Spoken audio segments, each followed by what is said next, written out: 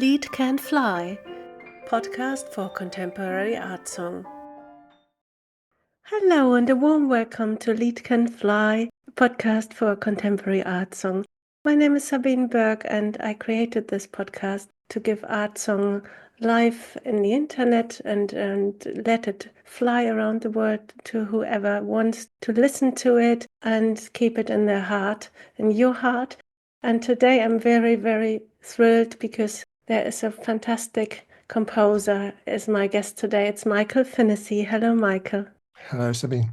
I'm so pleased, Michael, because I would say I'm a wanderer, an adventurer, and things come like birds into my life. And then when I hear something, they become huge. And I just had a podcast with Judith Weir, and I had a little note that she was influenced by you. And then I looked immediately, who's this Michael Finnissy?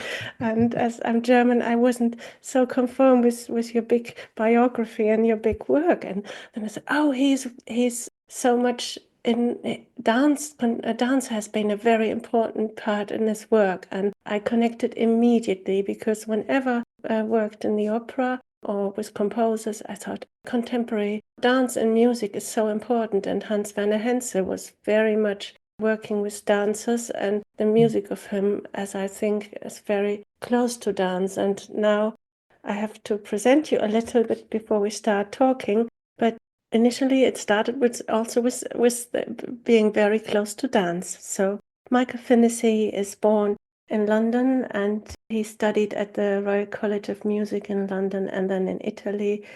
And he got connected to the London School of Contemporary Dance and worked with big choreographers as Anna Sokolov, who also was a pupil of Martha Graham and built up many dance companies, even in Mexico.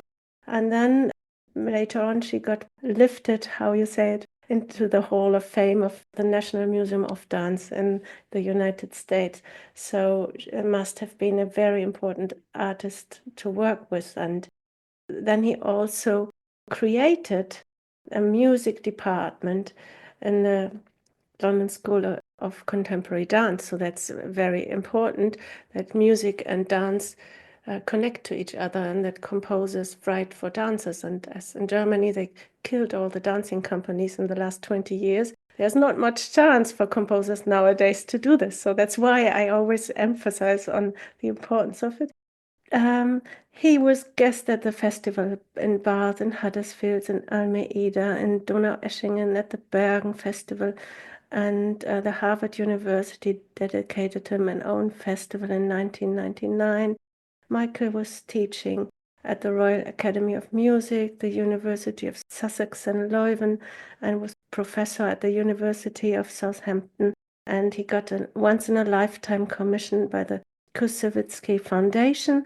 And from 1990 to 1998, he was president of the International Society of Contemporary Music and became an honorary member. So quite a big way that he went through, and a long journey, and I think it must have been an adventurous journey around the world, being a president of this institution. And I asked your friend Judith Weir to write something for you that I could quote, so it's a little present I just give to you in the beginning. And she said, Michael has had an incredibly wide-ranging, worldwide career for many decades, but he's still the fresh-thinking, inquiring composer whose music I first heard and saw 50 years ago. I remain happy to hear his new and old music. Welcome, Michael. Judith and I met through dance. She was at a workshop for young composers, because she is a little bit younger than me, and we just, as we say, hit it off immediately. We just knew something special was going to happen. It was going to be a lifelong friendship, and it has been. And I think she's a wonderful composer too. She has a great sense of humor. She's very fond of, well, all her music is in a sense operatic in the wide sense of the word, as you can say of Mozart also, that even his piano sonatas are small-scale operas for one person to sing and play. And it is this dramatic sense, I think, which enables her music to connect with people. And I think the idea of connectivity, how you, in a sense, like I'm talking to you now, this is who we write music for, other people. We don't write it for ourselves. And frankly, I think in a way, contemporary music can be very scary and it can be intimidating for people because it can also be a very specialist area rather than a community of sharing musical things. And I have worked, something that you didn't mention, which is quite important to me, since the mid-1980s. I worked with non-professional musicians and especially composers who wanted to write for their own pleasure. This is a wonderful thing and also not so extraordinary because I think I write for my own pleasure as much as anybody else's. And if I don't get pleasure from my writing, what am I doing?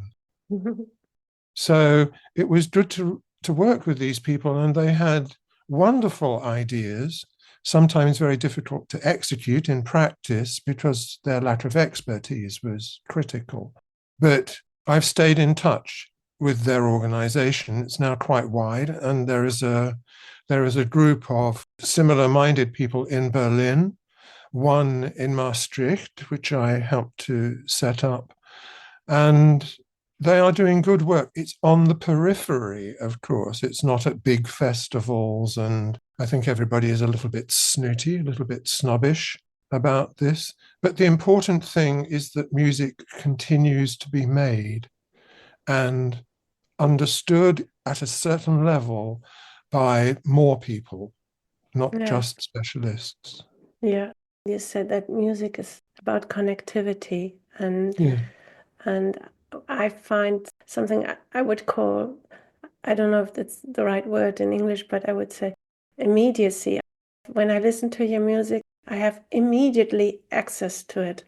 It's not pushing me back at all. I just feel like jump into some kind of fresh water. And you said yourself, music is still such a mystery to me. It works, but how? And this being open and not knowing that you don't know what's going to happen, but it might come through your experience and what you want to say, that there's some kind of weaving in between. And I thought maybe it's like weaving a veil or a carpet where some wisdom might shine through. I don't know what, some wisdom or light might come through. And I also felt like that's why I was so excited as well, because we're going to talk about your wonderful CD alternative readings and talk about one song called Blessed Be One. But I felt as in this weaving in between ancient sources and many different cultures like the Aborigines in Australia, or English folk songs, or Eastern European folk music. And in this connectivity, I felt I'm going to meet George Steiner as a composer. I felt like, because I admired him, and I really think that his book, The Poetry of Thought, really impressed me, because it was such a mixture of colors and thinking and poetry that I thought it's like a composition. And now as I hear your music, I felt I can hear all these different layers and parts as he is writing in language it is in your music. I don't know. So I now don't remember whether you mentioned it, but I've spent a lot of my life teaching music in various ways. And I think the important thing in teaching is to keep a door open. And it's not a closed world then. One luxury of traveling provided by the IGNM was that I was able to meet musicians wherever I traveled. And although some of it was also meeting politicians and trying to get a better condition for making music happen. I was working also in Australia and met with Aboriginal musicians, the traditional music of a previous era of Australia before it was colonized. And the ability to share, because there's something that just happens if you meet another musician and you look them in the eye and you know that you can connect with it. It's such a wonderful feeling. And I wanted to know, I want to learn from my journeyings. And I still experiment, if you like, just to see what happens when music appears. And it's extraordinary what can happen. It's a strange kind of connectivity, music. To use words to describe it is very difficult because it's not verbalized.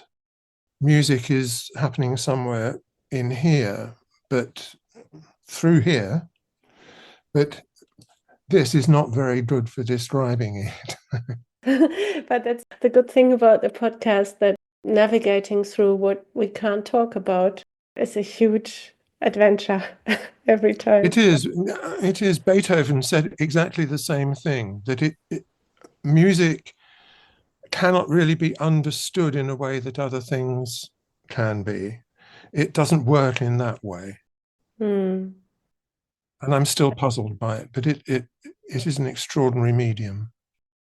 And last year there was a wonderful CD at Divine Art Records coming out, and it's called Alternative Readings. And the CD itself is also very like a composition. So you've got the same piece in the beginning and in the end, and it's performed 2 times, but it's completely different in its saying. So that's a very good example that it's always in the moment, something is happening between those musicians and you can't really fix it. There's no frame you can put around it. And you also said that David Hockney was very important for your work. Was it also his inventive way of composing his paintings? Yes, I discovered Hockney when I was in my mid-teens, and at many schools in England now, there is no music. And so I didn't have access at a time when I desperately needed some kind of aesthetic guidance.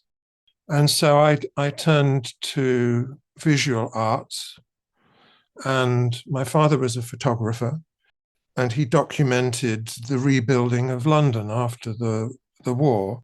And he taught me to look beyond what I see into what is there at a deeper level of engagement with visual information. And it was an important lesson, I think, which came for me, could have come from anything, could have come from literature, of course.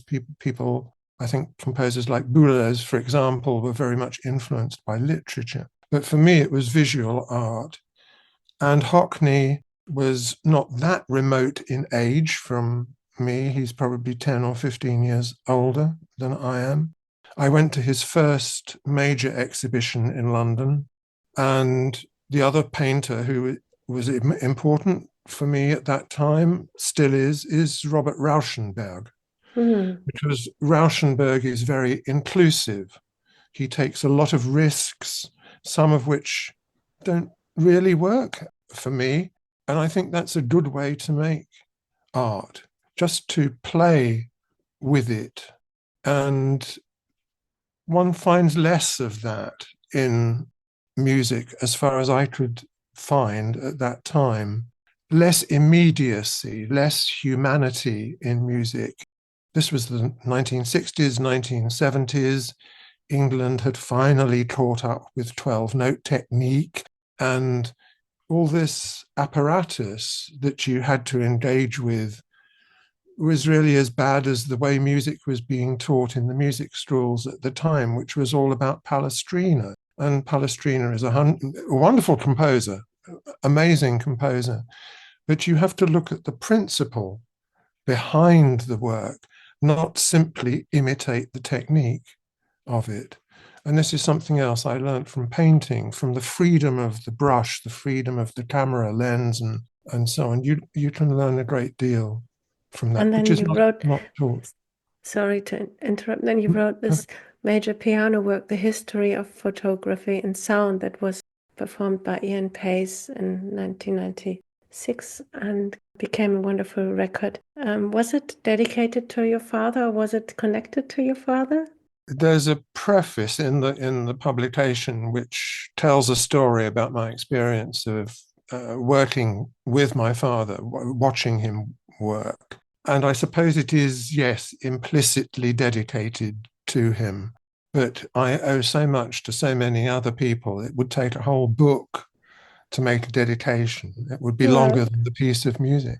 Oh, that's lovely to hear. But the title, Photography in Sound, is provocative. And we're coming to the song we are talking about today. And I felt when I read Blessed Be was commissioned by the pianist Kathleen Sepouvé, but it was for the political songbook in New York and the Bang on the Can Festival. And I thought, oh, that's so interesting. So it wasn't for an even song in Oxford, or it was for a political songbook. How did that come that you picked the Jesus Sermon of the Mount in different versions for this political commission? Well, I didn't know it at the time when I was writing, but David Hockney has also transcribed Claude Lorraine's painting of the Sermon of the Mount in at least 10 different paintings, all in different ways. And you see, these kind of ideas hit me so hard that I have to do something about it. And the Beatitudes, as they're sometimes called, Jesus' Sermon on the Mount, is reported two different ways, one by Matthew, one by Luke, and they say different things, very much the same essence. The message is behind what he's saying is the same, but the fact that they're subtly different interests me. It's like our viewers this morning will remember the general sense of what our conversation has been about, but it won't be the same for everybody. And I think that's wonderful, that people distill things to make it mean what they actually want it to mean. Yeah. And therefore it's useful. And that's maybe also why the CD is called Alternative Readings, because there are so many ways of reading the same piece. Even in relationships, there are always a million different perspectives on the relationships. If you go deeper and deeper in loving somebody, you go through the same process of there's no right and there's no truth. It's just, it could be seen like this, but the next moment it can change again. And it's a huge journey. And when I listened to Blessed Be One that we are going to hear very soon, it just struck me into tears.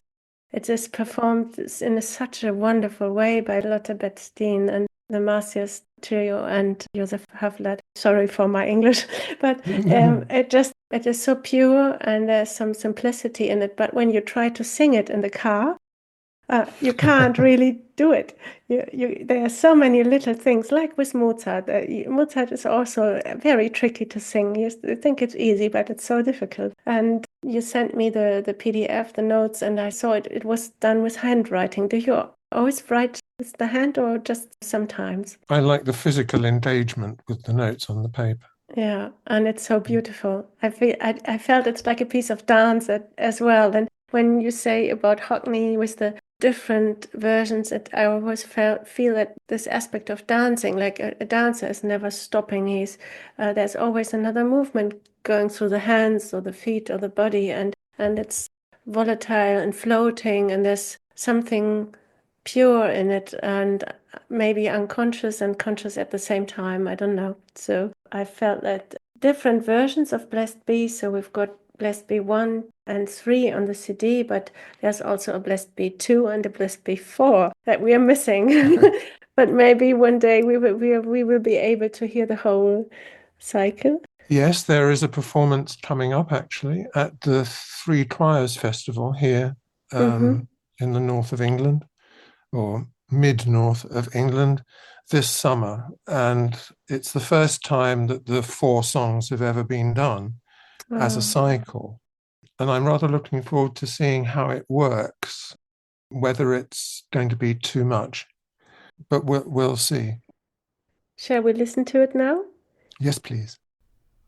Blessed be the poor in spirit,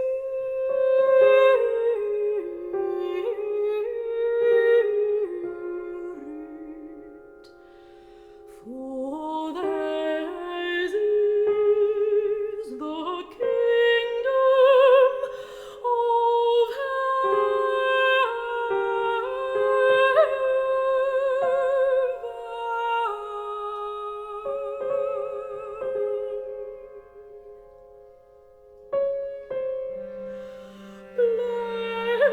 Blessed be they that mourn, for they shall be comforted.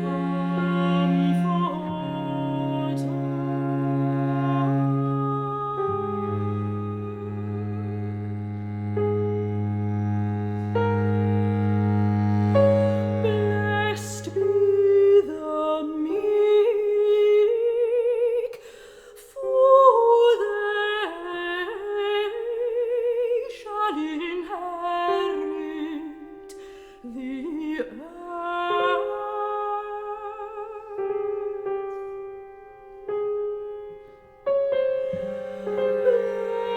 Blessed be they which do hunger and thirst after righteousness, for they shall be filled.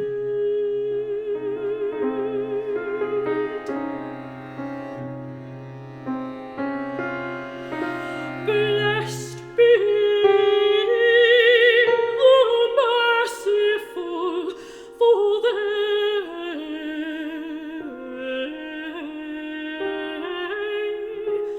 shall obtain mercy.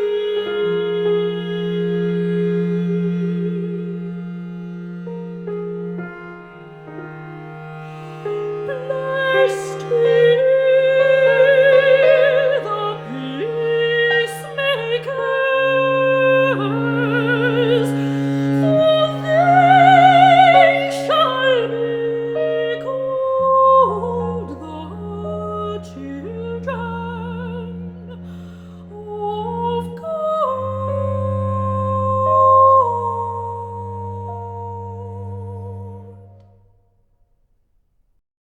This was Blessed Be One by Michael Finnissy, performed by Lotte Betts-Dean, mezzo-soprano, Olga Stezhko, piano, and Valerie Wellbanks, cello.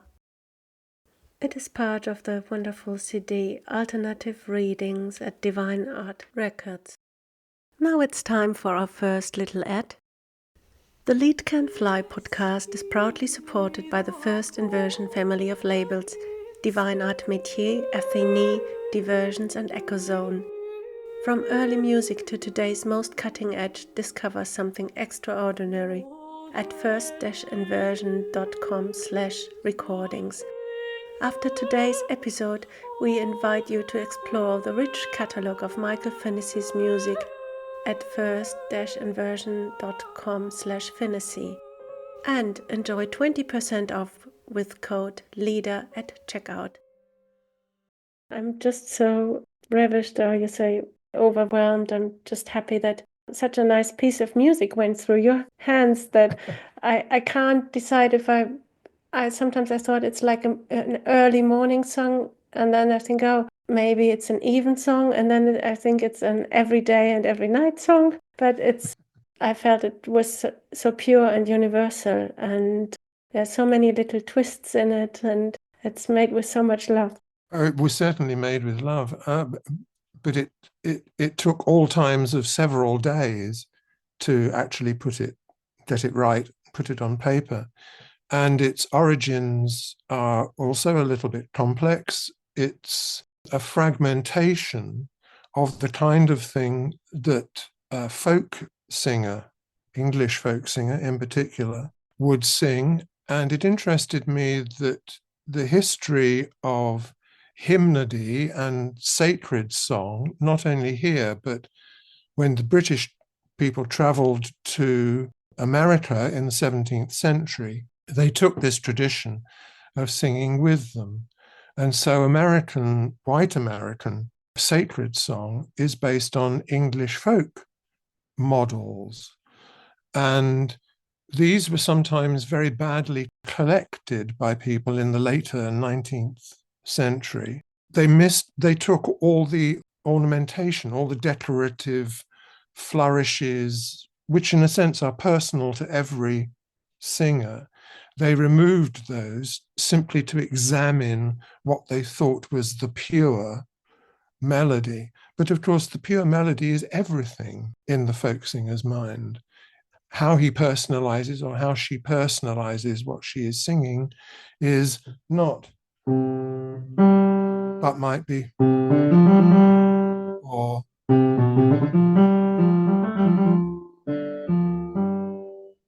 it could be long or short, but that kind of thing is what fascinated me. And the piece is a kind of cut up of different traditions and what I think are generic style fragments of melody.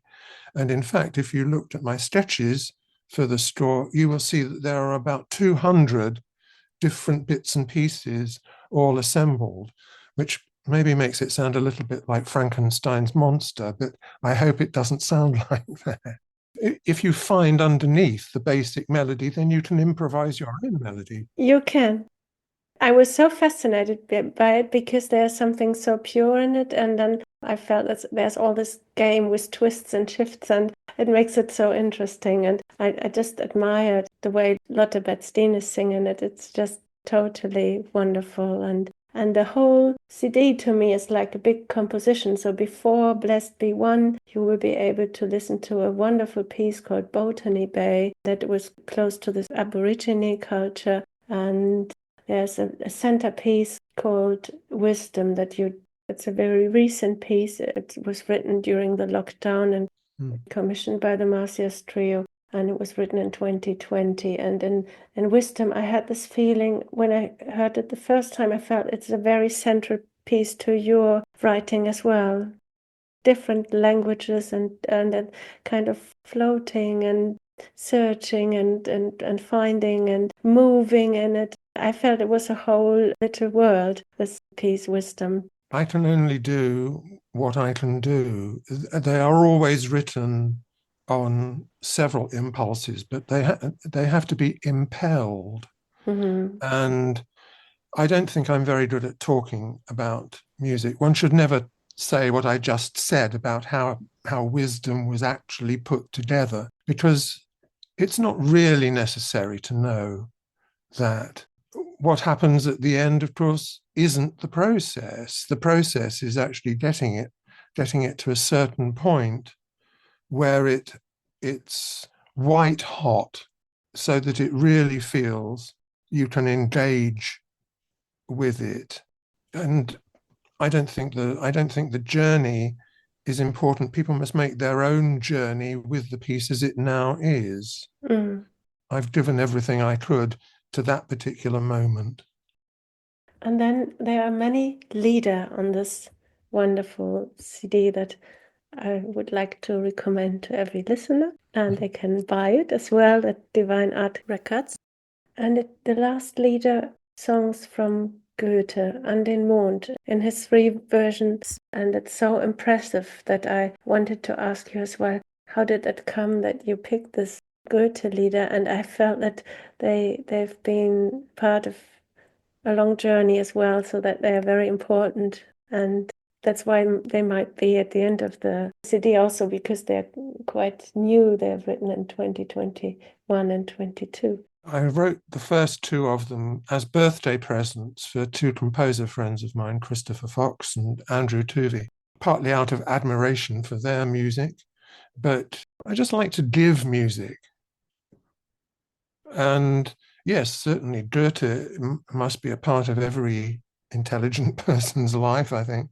And Schubert had made a setting of this text, or one of these texts. And when I searched for the poem, I found that he had made several versions of the same text, in a way similar, but the differences are quite interesting. I won't go into the detail, but it was just a text. I thought, yes, you have to say that you read this and you loved it so much that you could put music with it. So that was all it was. It was present for people.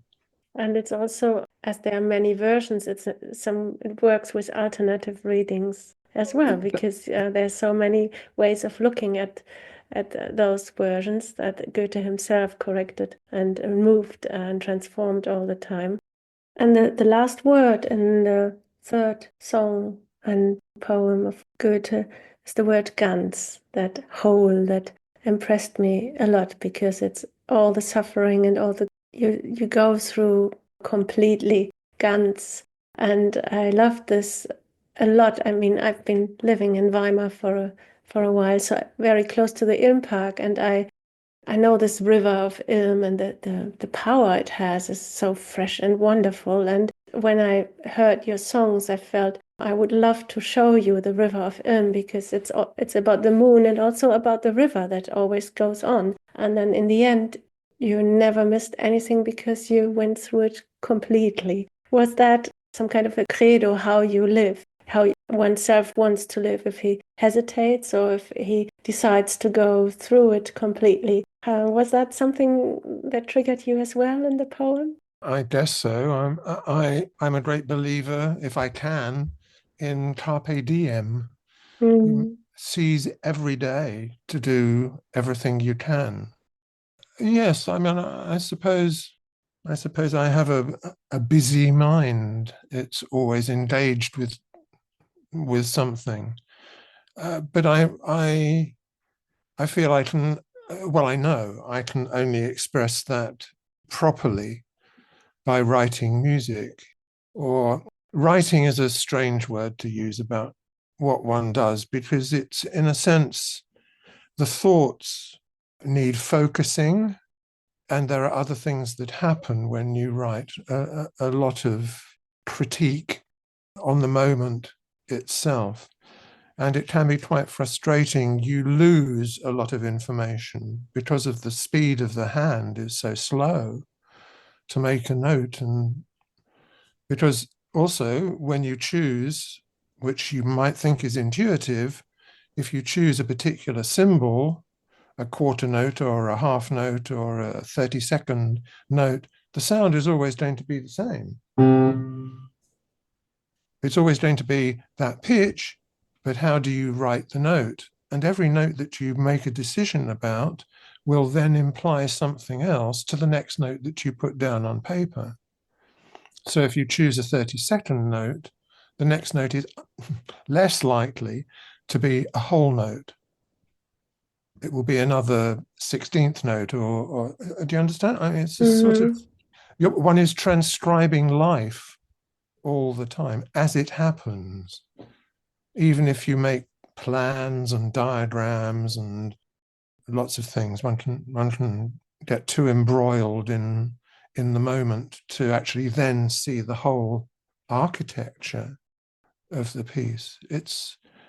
Well, that's why one has teaching, I think, because you can get some sort of guidance and advice, the same way as a builder needs to know how to lay bricks properly, otherwise the wall falls down. It's both practical and also visionary. And a physical process as well. Very important. Yes, it is.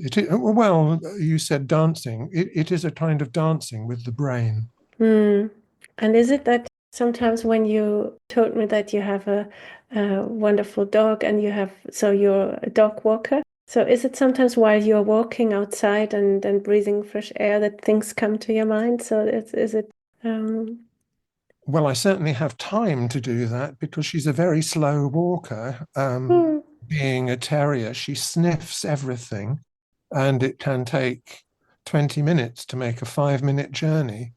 So, yeah. yes, I do have time to think, but I'm also trying to steer her in the right direction and make sure she doesn't get run over by the traffic. And she's at her best, and I do my best thinking if I'm walking on the beach by the sea, because the sea has a wonderful rhythm, and she's very happy doing her own thing on the beach. So, yeah, sometimes I do.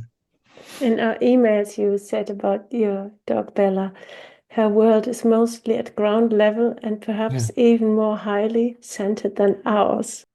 Yes. And even in this sentence, I love the earth, being so close to earth and then being highly centered. So it just went into the air immediately. So you had all these elements there, and it was like a little piece of music to me. That's how I think, I'm afraid. Oh, Michael, and we've got to come to an end, and there's so many questions I would like to ask you. One might have been, if we have the time, do you like swimming? Something that is not very artistic, because I felt there's a lot of swimming in your music. I'm not particularly fond of swimming. I like the idea of swimming, but sometimes the sea is very cold, and Mm. then one becomes too fixated on other things that are going on and can't think about the act of swimming. I can Ah, imagine it more powerfully than I can physically do it, I think. ah. And the other one I forgot to ask you was, did you ever meet David Hockney? No. No. I would be a little bit scared, I think, of meeting him because I would be struck dumb. I wouldn't know what to say. Oh, I mean, I told you I had a wonderful little moment when I was very, very young, and I was at San Diego Opera, just sniffing through all the departments as a young woman. And he was just doing the Turandot settings. Oh, amazing. And it was a landscape. It impressed me so much the way the light was set on this. It was Mm. an imaginary landscape with a bridge, and the singer was very big, so we were all worrying that she wouldn't be able to cross the bridge because the bridge was very like Japanese. And but David Hockney was there, and I remember him standing there and looking at the light, and there was a class full of children. The whole theater was full of children when there was some kind of orchestra rehearsal and stage rehearsal, and it was a wonderful moment to see him smiling. So that was not a meeting, but it was impressive. You know, he has some wonderful DVDs about his work and talking about photography, for example. Mm. And I really recommend those to you. They're absolutely beautiful and also more lasting and more easy to digest. He has wonderful books about painting, not necessarily only his work, Mm. although they exist too, but he writes very well about other painters and the influences on his work. And I think I have read those with as much enthusiasm and admiration as I would read any book about music. They're sensationally good. And the last question I forgot to ask you is, I read that Charles Ives was so important for your work, and I know some other German composers who, as like Moritz Eggert, who say with Charles Ives there are so many things happening simultaneously, and he also wrote wonderful art songs. What is your connection to Charles Ives? Um, There's also a lot of painting, I think, in his music, maybe. well, I think it's so rich. You can kind of hear lots of things going on. I came to Charles Ives' music when I was about 11 years old, completely by accident. There was a very great talk about music on Sunday afternoons when I was a child. Anthony Hopkins was his name, and he used to have a program called Talking About Music. And every week he would choose a piece that was going to be broadcast during that following week. And mostly it was Mozart, Beethoven, Brahms, Schubert, just regular composers. Every now and again, it was something else. And he talked about Bartok, one time, I think. And he certainly did a whole program about Charles Ives' Concord Sonata. And it just lifted the top of my head off. I'd never heard music that was so accurate about the human condition. I mean, subsequently, of course, I found that in many other composers. Mozart, for example, is very accurate in his operas. He must have observed the moods of people to capture so accurately the different things that are going on. But Ives has a more contemporary, more up-to-date version, and it was like looking through a relative's photograph album. They have that sort of, not only that the music is very extraordinarily well put together. I disagree totally with Boulet's assessment of Ives as an amateur composer. In any case, Ives was properly trained at Yale School of Music by Horatio Parker, who had studied in Germany and was a very great teacher, not a very interesting composer, but a very great teacher.